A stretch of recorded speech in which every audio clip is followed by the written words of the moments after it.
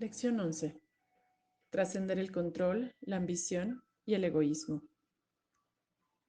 Vivir en constante queja y reclamo es la base de la contrariedad que enferma tu ser. Ser una persona contreras te aleja del verdadero sentido existencial y te pone mal contigo y con todos. La compasión, la empatía, la salud y el amor no se pueden experimentar bajo la ira y el reclamo. Siente tu cuerpo cuando te opones o vas en contra. Verifica esta sensación de lucha y huida o superficialidad, que sería la compensación normal de esta postura en la vida.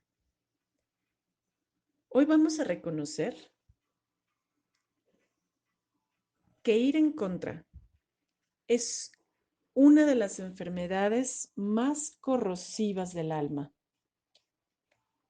Y si estás listo para trascenderlo, acércate a los acompañamientos transpersonales que te ofrece Centro Quantum.